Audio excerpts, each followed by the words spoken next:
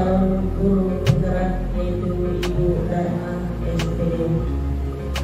Puji syukur kita panjatkan kehadirat Allah Subhanahu wa Ta'ala karena pada kesempatan hari ini kita masih diberi kesehatan, kesempatan untuk meluangkan waktu yang hadir di ruang ini untuk mengikuti sosialisasi tentang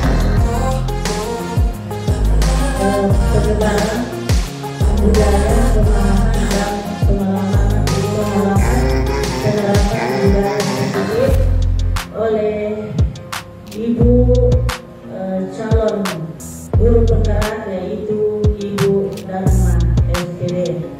Beliau sebentar akan memaparkan seperti apa penerapan budaya positif yang dilakukan di sekolah kita masing-masing. Baiklah Bapak dan Ibu, pengertian budaya di sini adalah sekelompok manusia yang melakukan sesuatu untuk berkembang secara berkembang biak yang diturunkan secara turun-temurun yang dilaksanakan di sekolah.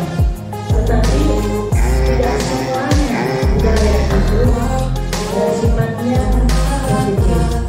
Nah, disinilah sebagai calon guru penggerak harus pandai-pandai memilih yang mana budaya yang sifatnya positif yang harus kita lakukan kesepakatan di sekolah atau di kegiatan pembelajaran kita di kelas masing-masing. Nah, sebentar Ibu Dharma akan memaparkan budaya apa yang paling cocok kita laksanakan, yang harus kita sepakati bersama, yang dibuat oleh kesepakatan antara siswa, guru, itu akan didiskusikan bersama dalam satu kelompok yang dijadikan sebagai motivasi di dalam kelas yang harus kita pedomani untuk melaksanakan tugas kita sebagaimana sebagai pendidik. Jadi di sini dihadirkan ada beberapa guru untuk mengikuti pemaparan dan apa yang disampaikan oleh Ibu Dharma itu bukan hanya sekedar disampaikan di forum ini dengan bisa menjelaskan pengetahuan itu dan kita bisa laksanakan untuk pembelajaran kita masing-masing di kelas nanti. Nah, baiklah Bapak dan Ibu, untuk menghargai waktu, marilah kita bersama-sama mendengarkan pemaparan dari Ibu Guru, calon guru penggerak yaitu Ibu Dharmawati Dharma SPD. Kepada Ibu Dharma disilakan. Kita beri aplaus dulu semuanya. Nah, kita lewatkan dulu azan masjid dulu.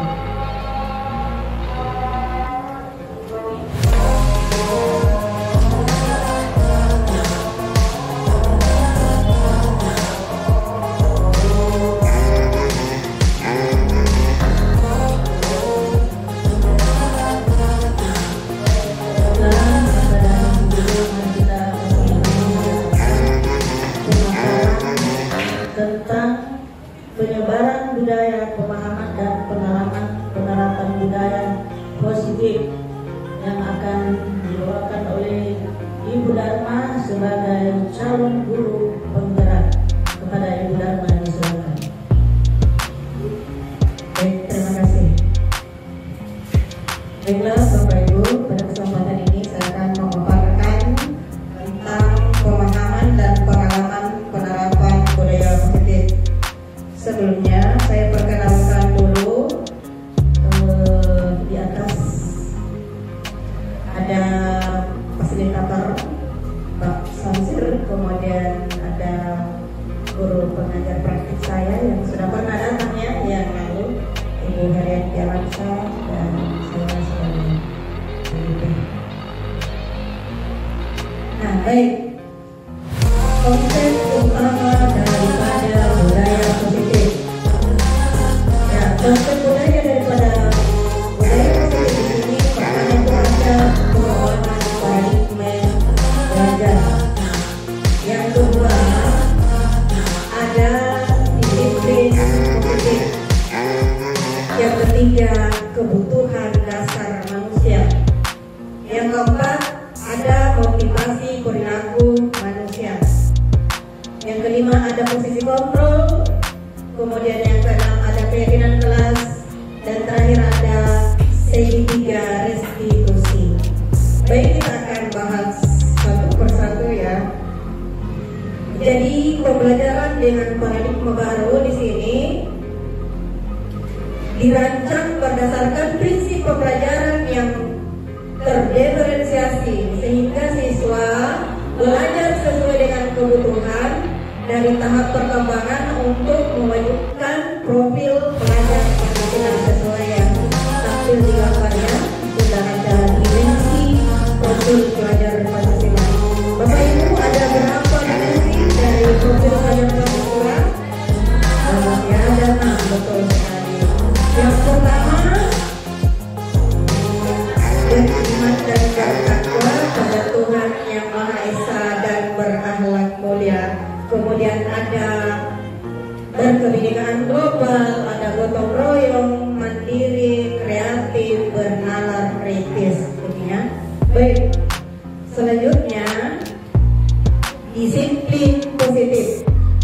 Bapak Ibu, kalau kita mendengarkan kata disiplin, sebenarnya apa yang terlintas di dalam pikiran kita?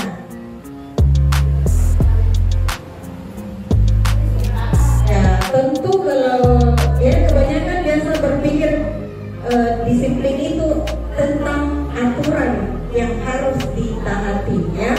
Seperti itu. Kebanyakan yang berpikir seperti itu. Nah, baik. Disiplin positif di sini adalah cara penerapan disiplin yang mengajarkan anak bertanggung jawab dan menumbuhkan kesadaran dari dalam diri berdasarkan nilai-nilai kebaikan. Nah, disiplin positif lebih ke arah disiplin diri yang dapat mengontrol diri dalam melakukan suatu tindakan. Disiplin positif di sini membuat murid memahami dan menyadari berdasarkan motivasi internal bukan eksternal. Jadi disiplin itu lahir dari dalam diri siswa itu sendiri, ya, bukan dari faktor dari luar. Ini budaya positif yang dimaksud. Baik, kita masuk kepada kebutuhan dasar manusia, ya. Bapak Ibu, kalau kita berbicara masalah kebutuhan dasar manusia, apa yang terlintas dalam pikiran kita? Makan, butuh ridho, butuh cinta dan sayang, butuh sekali. Apa lagi? Ya, butuh cinta, butuh depresi. Baik, baik, kita masuk ya. Seperti apa kebutuhan dasar manusia? Nah, kebutuhan dasar manusia di sini merupakan seluruh tindakan manusia yang memiliki tujuan tertentu. Nah, semua yang kita lakukan adalah usaha yang terbaik untuk mendapatkan apa yang kita inginkan, maka itulah namanya kebutuhan. Nah, ketika kita mendapatkan apa yang kita inginkan, nah sesungguhnya saat itulah kita akan memenuhi kebutuhan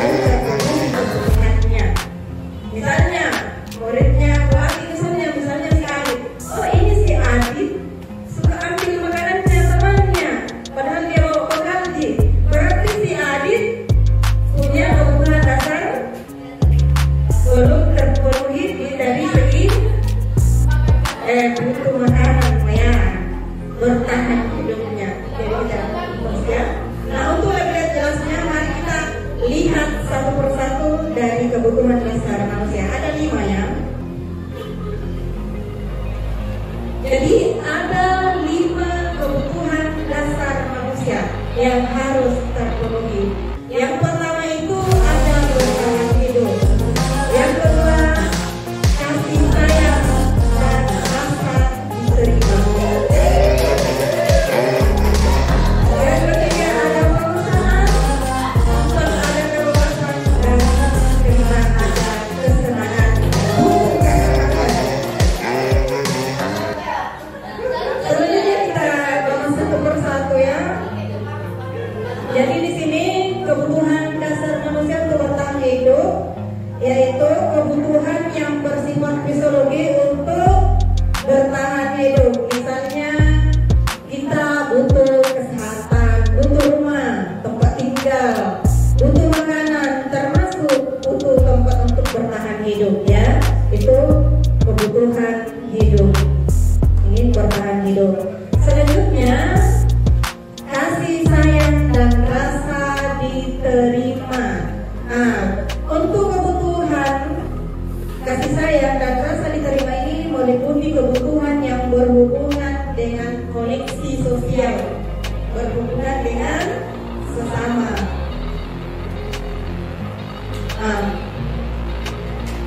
Kebutuhan untuk memberi dan menerima kasih sayang, kebutuhan untuk merasa menjadi bagian dari suatu kelompok. Misalnya, kita menawarkan temannya, dia butuh perhatian. Berarti kebutuhan dasarnya yang belum terpenuhi adalah kebutuhan kasih sayang. Atau seperti tadi si Adit mau ngambil makanannya temannya, berarti si Adit ini butuh perhatian dari temannya, yang butuh untuk bersosialisasi, berteman, butuh kasih sayang, dan seperti itu ya. Selanjutnya kebutuhan penguasaan. Di sini kebutuhan penguasaan berhubungan dengan kekuatan untuk mencapai sesuatu yang menjadi kompeten, menjadi terampil, diakui atas prestasinya, kemudian didengarkan dan memberi.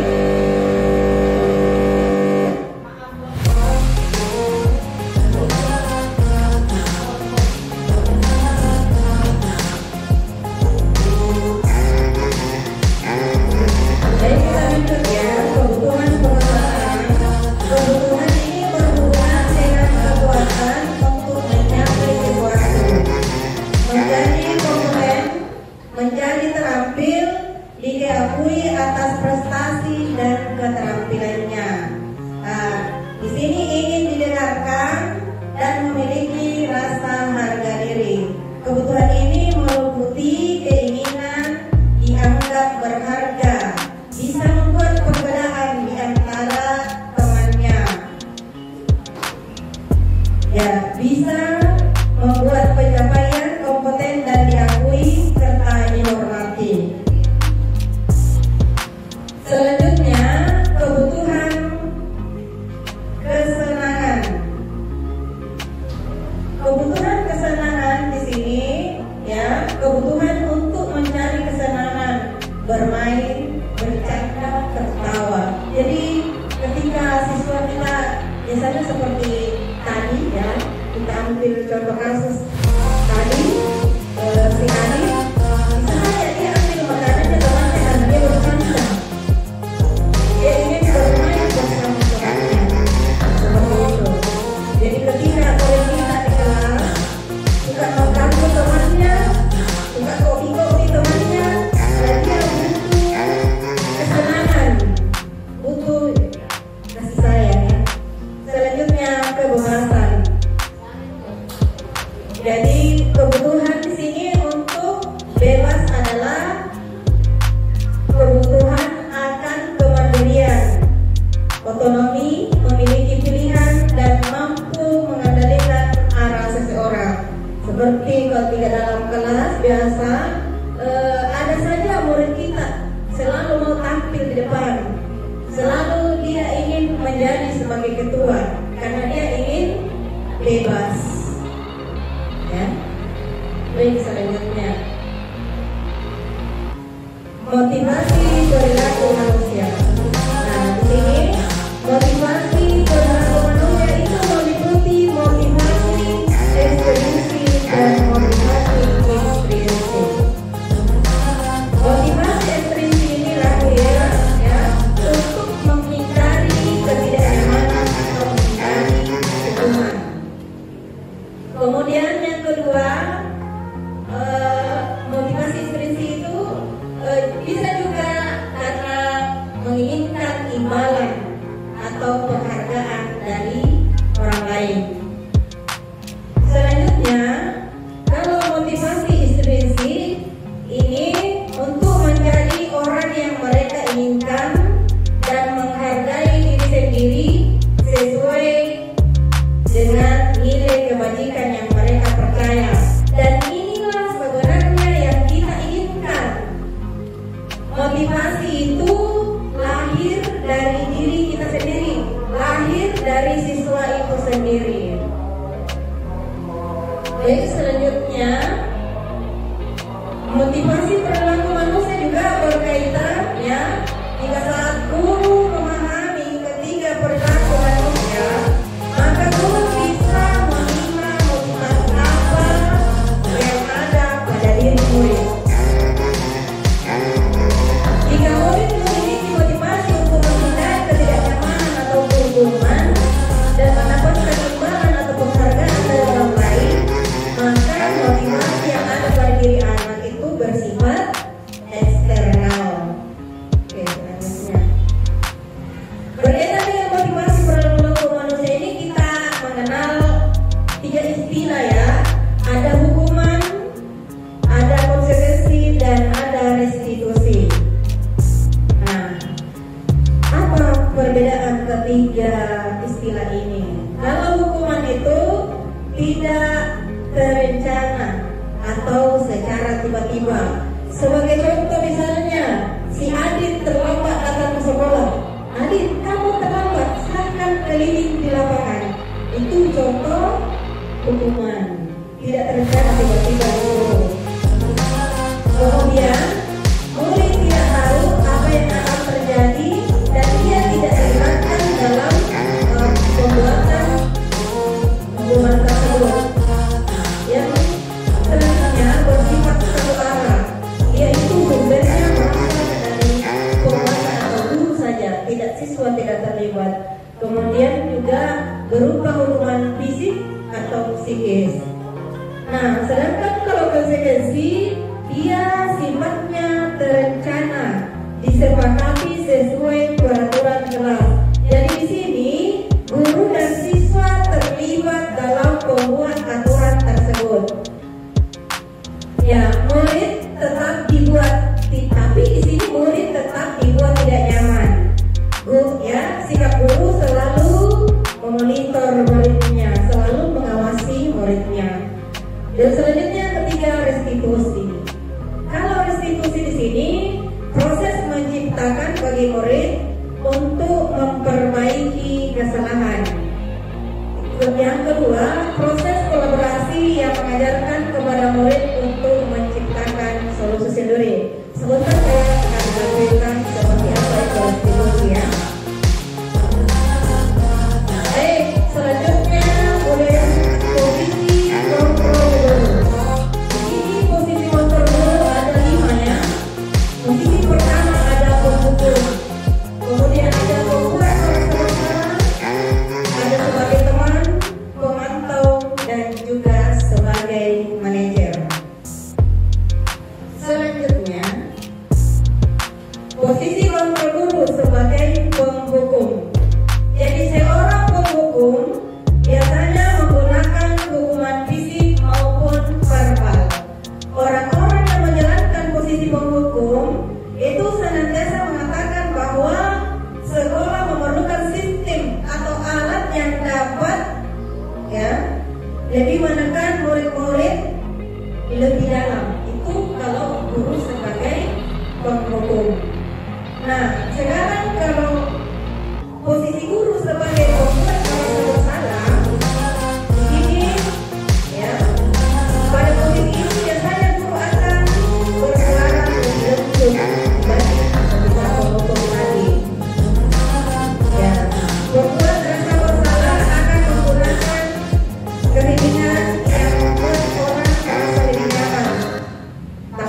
bersalah, ya, bersalah dengan benar diri. Selanjutnya, posisi kontrol guru sebagai teman. Guru pada posisi ini tidak akan menyakiti murid, namun akan tetap berupaya mengontrol murid melalui persuasi. Posisi teman pada guru bisa negatif ataupun positif. Positif di sini berupa hubungan baik yang terjalin antara guru dan murid. Yang keempat, posisi pemantau. Jadi posisi guru sebagai pemantau di sini berarti mengawasi. Pada saat kita mengawasi, kita akan bertanggung jawab atas perilaku orang-orang yang kita awasi. Posisi pemantau berdasarkan pada peraturan dan konsekuensi. Selanjutnya, ayat kelima, posisi kontrol guru sebagai manajer. Nah, di sini pada posisi di sini di mana guru berbuat sesuatu bersama dengan murid. Kemudian mempersiapkan murid untuk mempertanggungjawabkan perilakunya. Mendukung murid agar dapat menemukan solusi atas permasalahan. Selanjutnya, contoh penerapan posisi kontrol guru.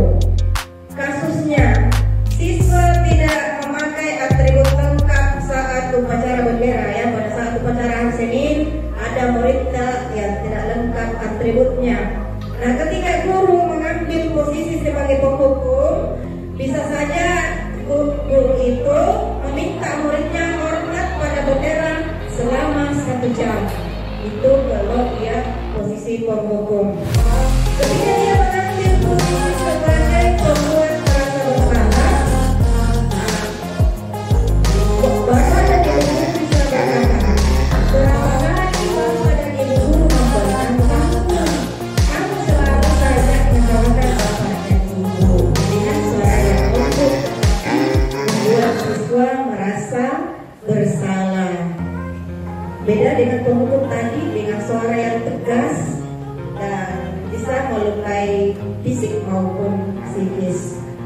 Selanjutnya, posisi guru sebagai teman. Ya, masih kasus yang sama. Ketika guru mengambil posisi sebagai teman, guru bisa berkata,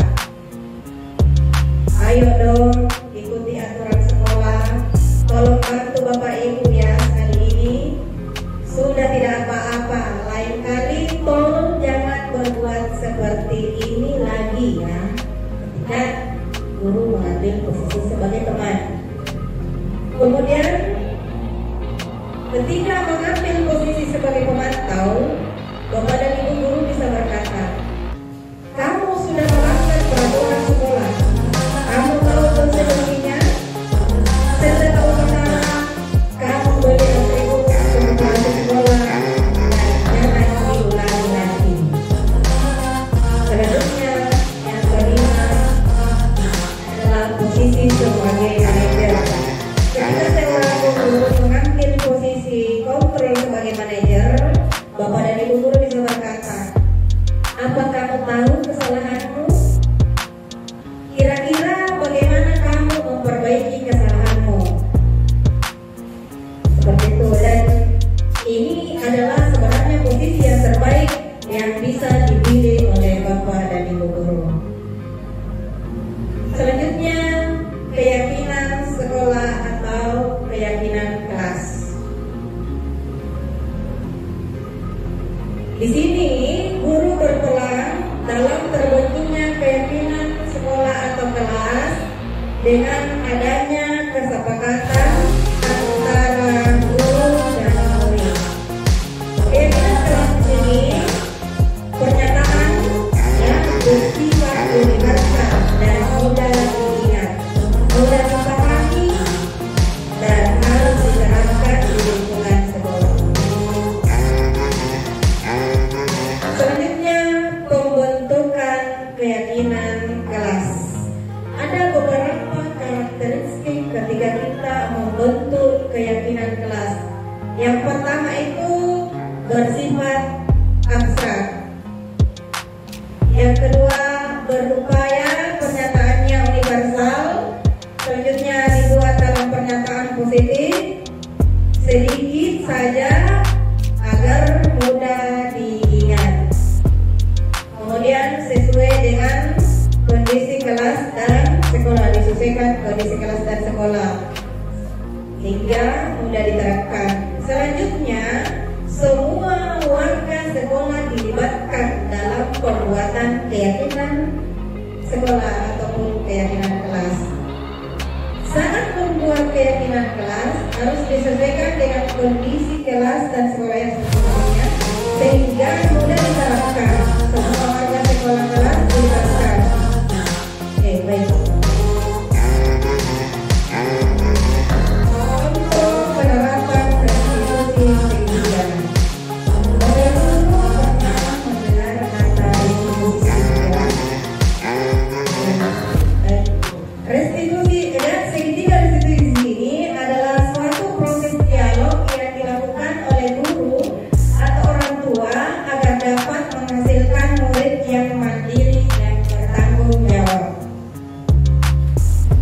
Di sini ada 3 langkah yang kita ambil dalam restitusi segitiga. Yang pertama adalah validasi tindakan yang salah. Yang pertama, menstabilkan identitas. Yang kedua, validasi tindakan yang salah.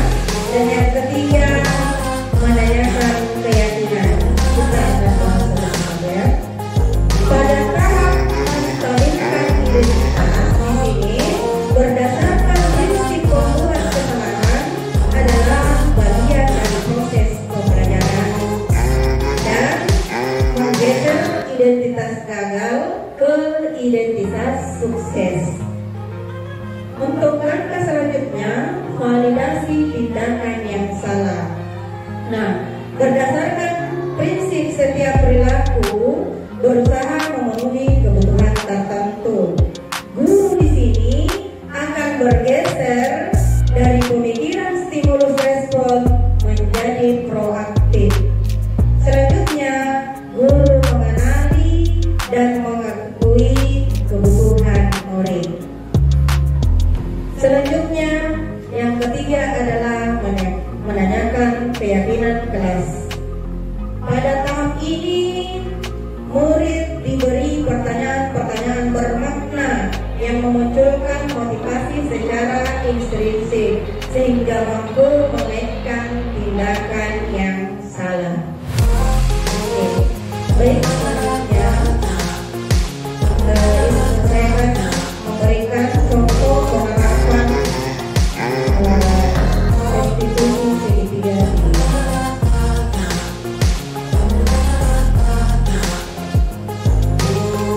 Ini ada contoh kasus. Aska tidak terima selalu diganggu temannya. Ia marah dan tidak bisa menahan emosinya. Nah, ini bisa diselesaikan dengan cara restitusi segitiga. Ya, kita lihat videonya ya.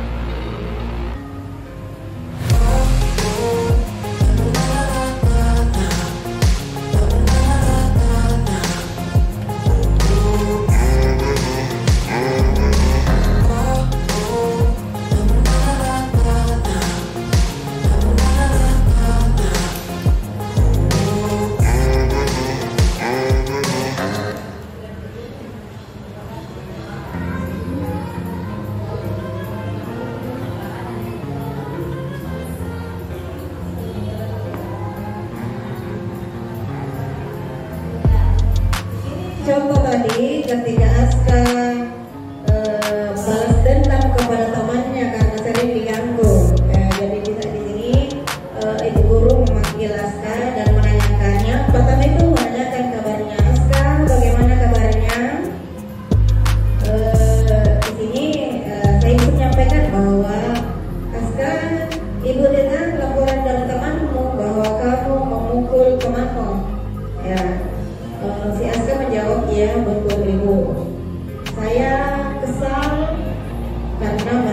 mengganggu saya terus. Jadi di sini tanyakanlah keyakinan kelas. Menurut Asa ketika memukul teman, Asa membalas teman itu termasuk sifat yang baik atau tidak. Kemudian siswa sendiri menyadari bahwa ini adalah satu kegiatan yang tidak baik.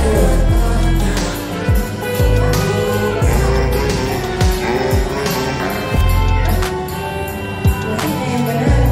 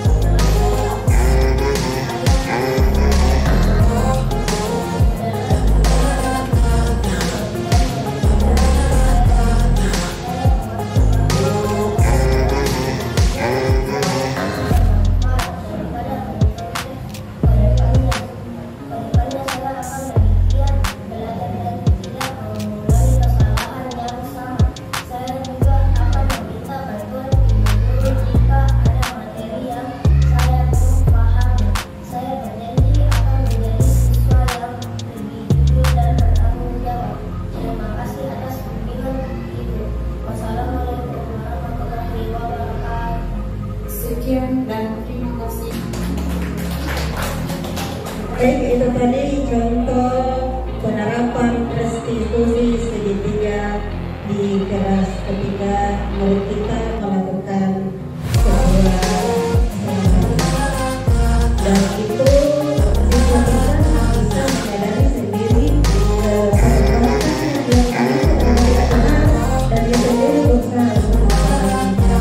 Demikian, terima kasih. Saya akhiri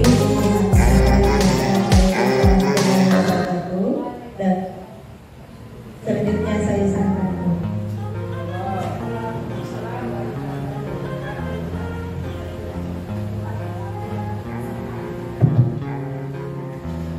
Baiklah Bapak dan Ibu, mari kita beri aplaus dulu. Nah, itulah pemaparan yang disampaikan oleh Ibu Dharma. Mudah-mudahan apa yang disampaikan kita dapat aplikasikan dalam pembelajaran kita sehari-hari untuk murid-murid kita di kelas.